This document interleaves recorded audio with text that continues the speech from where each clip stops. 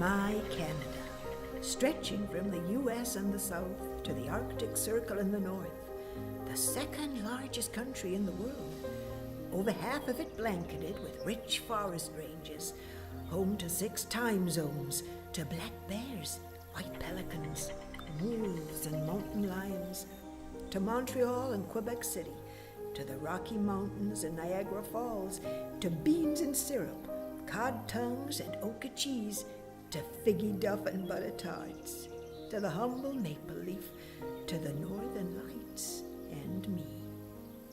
My Canada, locked in snow and ice, the expansive grasslands where I ran free, the never-ending coastline, and so many magnificent trees. I have looked on you for hours, days, years, unmindful of the fading light.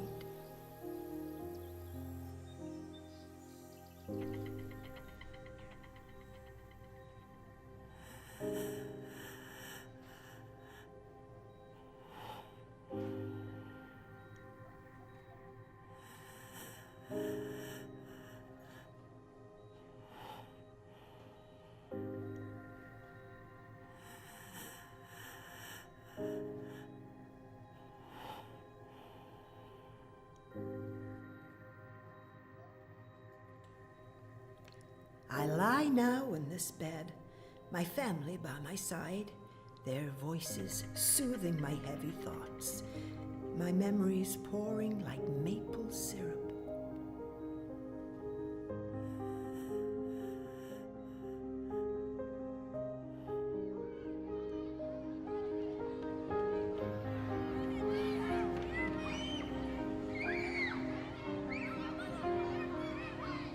My journey began some 3,500 miles away in Manchester, at the looming black gates of the Manchester and Salford Boys and Girls Refuges and Homes, the charity I'd call home for some 18 months or more. Come on, Susannah, don't dawdle. Sorry, Miss Meadows.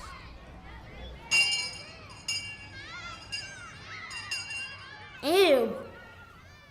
You look revolting. Look at how dirty she is. Ugh, she stinks. And her filthy, ragged clothes. Is it a girl or a boy? You can't tell in all that muck. She looks like a bag of bones. Leave her alone, we've all been there. Yeah, it's not her fault. Don't worry, girl. We'll soon get you cleaned up and into some new clothes. Yes, Miss Meadows. Thank you, Miss Meadows. The clothes swamped me, humongous hand-me-downs from the local church. I was lucky. Some of the boys could have camped out in the coach they were given. But after a hot bath, some clean clothes, and some proper food, I was happy enough to be here.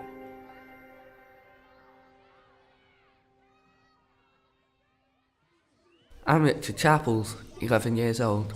I was in Salford workhouse until my mum got a job as a servant. I hope she manages to keep it with the amount she drinks. Would you like a game of cup and ball? I'm Joseph Henry Lester. I'm 6 years old. My dad's dead and my mum's in the asylum. I was living with my aunt, but she can't afford me anymore. Do you want to see my friend? My name is Sophia Edwards and I'm 14. When my mum died, we all got split up. I was living with my dad, but he couldn't afford to keep me, could he? I'm John Gilbert. I'm 7 years old. My dad died about a year ago. I lived in a cell with this old man and his son. His son used to beat me. I'm George Parrott and I'm 10 years old. My dad died, so a blind man took me in. We tramped around the country playing the accordion, but in the end he couldn't afford to keep me. I'm Thomas Boston. My dad sells chips. He was too poor to keep me. The house that I was living in was filthy. My name is Albert Bear, but everyone calls me Bert. I'm 15 years old. My mum left me once I was young. I'd rather be here than the workhouse. Stick with me. I'll look after you. I'm Alfred Sutton. I'm 13 years old. I have a brother here as well, and we both came from our uncle's house. Our uncle was not a nice man. Nice to meet you. Nice to meet you. I'm Susannah Roscoe. I'm 13. I'm here because I was caught hawking. I only did it because I never sold enough oranges. My dad would have beat me if I went home empty-handed. I was in one of 6 orphan homes in Cheetham Hill. These were all for the younger children, and we went to the local schools until we were 14. I had some catching up to do, I can tell you. C, D, E, F, G, H, I, J, K, L, M, N, O, P, Q, R, S, T, U, V, W, X, Y, and Z. This is the alphabet. A is for attendance. B is for Pay attention. Lips sealed. Decent. Children should be Effort, seen not and failure. not heard. With Jesus by my side, Cleanliness No is close to hatred, godliness. no fear. I will go and prosper. Patience is a virtue. K is for Sit up king. straight. Like a devil's wand from hell. Stop fidgeting. Pay attention. Endless lines to scribe. We are giving Children you should be clothes. seen and not heard. Queue in line with folded arms. Now lessons, off you go. Be strict. Once or twice. Stop No fidgeting. expectation to be nice. I've seen a tear in her eye. Now back to the alphabet. I said, A, B, C, D, E, F, G, H, I, J, K, L, M, N, O, P, Q, R, S, T, U, V, W, X, Y, and Z. This is After school, we was expected to get a job. I was in a home called Langworthy. There were 15 other girls who lived with me. It was a real family-type home, as there were so few children. The Refuge down the road slept 120. This was largely for the older boys who worked in workshops. We were still expected to do jobs around the home though. We always made our bed in the morning and helped with dinner or cleaning the house. There was a playground at the rear and small gardens at the front, planted with shrubs where we could play. Sometimes we mixed with the boys who lived in the other orphan homes. When I got older, I was moved from Langworthy to a big house up the road called Rosenhallis. This was for the older girls, where we were taught how to run a house and worked in the laundry. The home was largely for girls who were to go into domestic service, either at home or abroad. I was here because I was about to go to a country on the other side of the world. They asked me one day if I'd like to go. It sounded so much better than being stuck in the slums of Manchester. I'd get to live with a proper family and help them round the house. And they said they had big animals like horses and cows there. At that time, I'd never even seen a cow. I was promised a new outfit and new boots to travel in, so I said yes. Me and a group of other girls went in front of the local justices of the peace and consented that we wanted to go.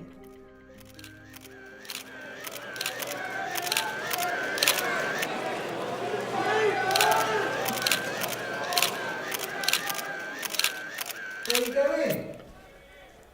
On a boat to Canada. You looking forward to it? Yes, I wanted to work in Canada, meet new friends, hope they give me nice food. You ever been on a ship before? No, this is the first time I've been at sea. How you feeling? Scared but excited to try something new. What do you know about Canada? It's got snow, bears, and it's near America. Are you looking forward to the voyage? Yes, can't wait. Can't wait to see all the ocean. Why do you want to go? I don't want to go, just because all my friends are going, and I thought, why not? What do you want to do when you get there? I want to go to a big house, I want to have nice food, and I want to have a lot of money. George, tell me about Canada. I don't really know much about Canada, but beats being round here anyway. Are you afraid? I'm not afraid of anything, not the sea or the boat, but I am afraid of being split up from my brother once we get to Canada.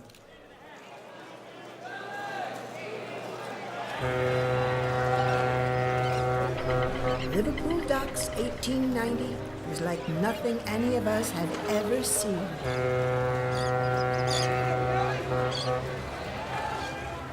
The stench of feces and fish guts snake around. People screaming and shouting like maniacs.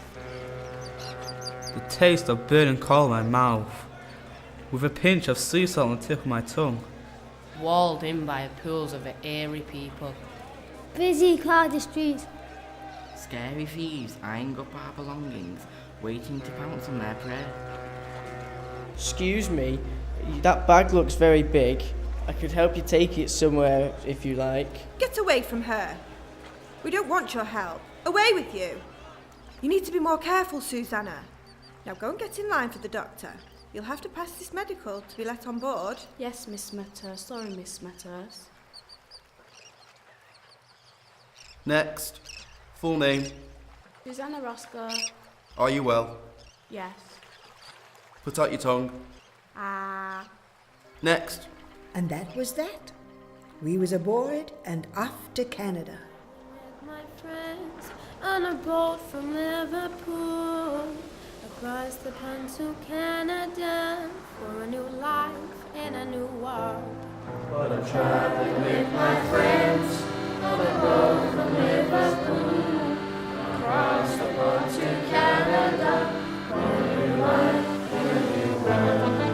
A cargo ship filled with people, nervous, scared, excited people, fancy streets, depending on the wind, watching the water, but it stings. As we waved goodbye to Miss Smethurst, I'm sure I saw a little tear run down her cheek. I miss her, I thought. She was all right in her own way.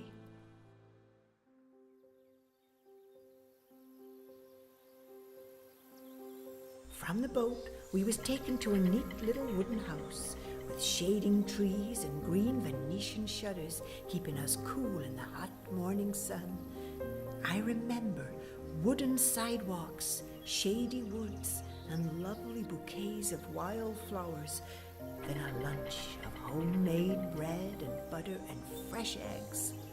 Us town girls altogether fell in love with the place. We weren't there long, mind.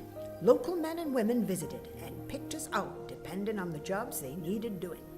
Most of the boys went to work on the farm, and us girls went to work in the big houses. Everyone was desperate to find a good home. Morning, ma'am. Look at these muscles. Perfect for fetching and carrying. I barely eat and very clean around the house. Sir, over here, sir. I don't take much looking after. I can look after myself. I'm really good with animals, honest. Take me, please take me. I don't like it stuck here. I'm very good at cleaning, just look at my shoes. I am a very good maid and a very good cook. Be foolish not to choose me, Mum. Mum, I've been with animals all my life. They are in my blood. I will take good care of them. I promise. Sir, I won't let you down. I'm the hardest working boy in this room. You won't regret choosing me. Pick me. I won't stop till I drop. My good sir, I'm from Manchester. I can work in any weather. Morning, sir. I'll do anything you ask, and I'll sleep in a barn if I have to. I went to live in Millbrook, around 70 miles away from the receiving home in Belleville.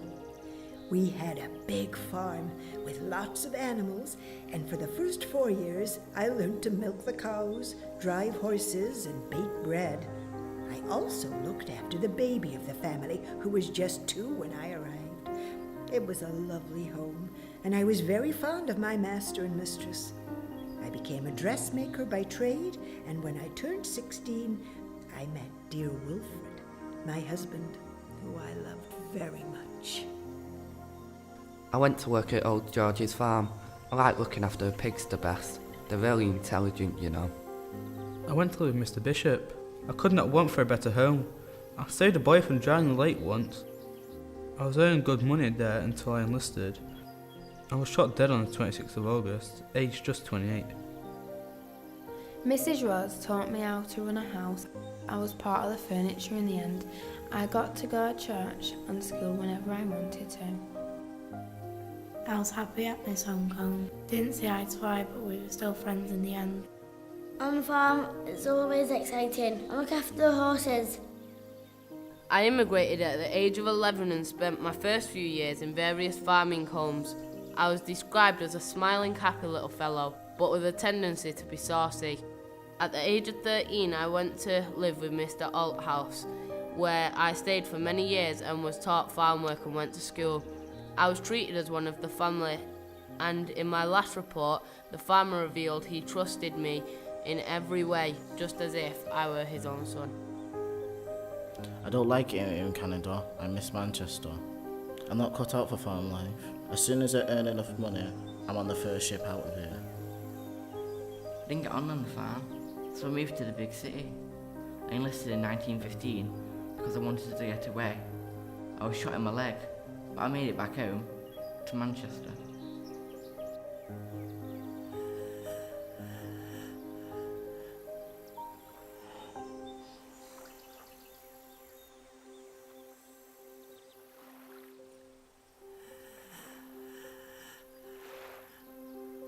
My Canada, a map of veins and arteries entwined, ridges of dirt and wrinkled skin, compelled by fierce winds and the sun's gentle beams, past creases, crevices, curves and falls, through fresh-trodden earth I've pressed and pressed.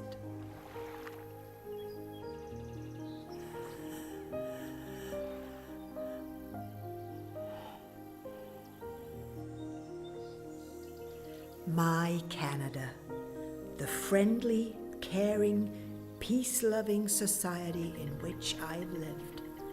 Home to the world's longest coastline, to pumas, grizzlies and the northern hawk owl, to Toronto, Vancouver and Winnipeg, to Hopewell Rocks, to yellow pea soup, flapper pie and beaver tails, to 2 million lakes, to my husband, my children, grandchildren, great-grandchildren, and me.